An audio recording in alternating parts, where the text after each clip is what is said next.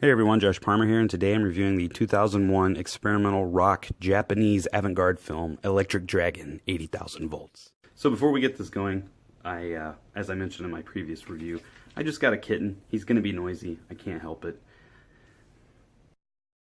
Wow! Without further ado, here's my thoughts on Electric Dragon 80,000 Volts, which is an absolutely insane, awesome, short little film.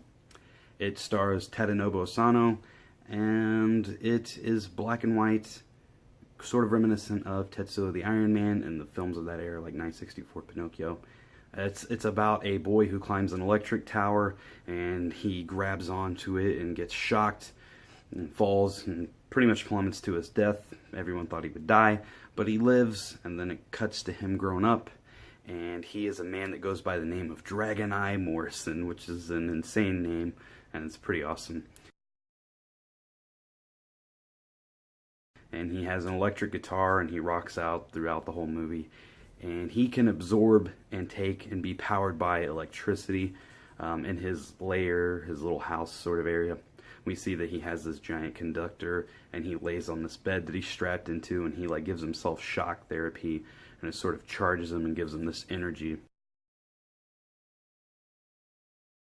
And he uses this burst of energy to just sort of live his daily life. And like I said, the plot is that his pet lizard, his reptile, was stolen from him, and he's trying to track down the person who took it from him. So he's put up like little missing posters and whatnot. And then interspliced with him looking around the city, we keep getting this mysterious figure, which is a man who's half human on one side, and on the other half he's like this metal Buddhist god statue sort of like thing.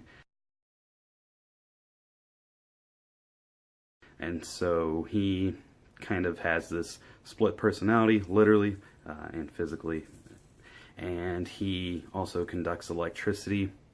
Naturally, at some point the two are going to meet and confront one another. So yeah, there's not a whole lot to say about this plot-wise because I don't want to spoil anything. And the plot's pretty paper thin. It's absurd, but it's a hell of a lot of fun. So essentially, Tadanobu Asano just walks around, is pissed off, and you hear voiceovers, and there's weird animated creatures flashing in front of the camera, and you have this awesome soundtrack by Hiroyuki Onagawa, and I hope I said his name right. He has went on to work with Koji Fukada, which is one of my favorite Japanese filmmakers, and he's scored Sayonara, Harmonium, and he's actually scoring Fukada's newest film, I believe.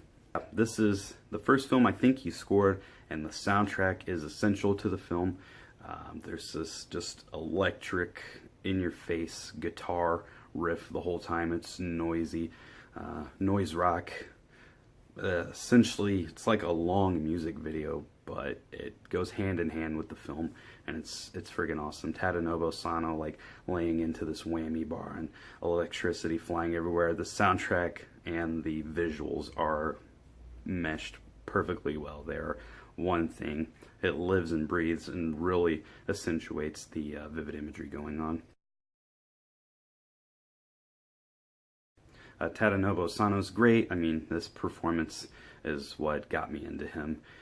He's just funny. You can tell he was having a ball making this film, and there's not a lot to say on his performance. It's just the right amount of aggression, and he's a lot of fun to watch his chaos unfold. So yeah, like I said, there's this half Buddhist, half human guy, and Asano, and they clash at some point. I don't think that's really spoiling anything. You know it's going to lead up to something. It's sort of inevitable and pretty obvious from the get-go. This movie's only 50-something minutes long. It's under an hour, very short watch. It's awesome. Like I said, black and white cinematography, it's really great. Sogo Ishii kind of tried to recapture the spirit from his earlier films with a film called That's It from a couple years back. I will be reviewing that soon. It's nowhere near as fun or great as this.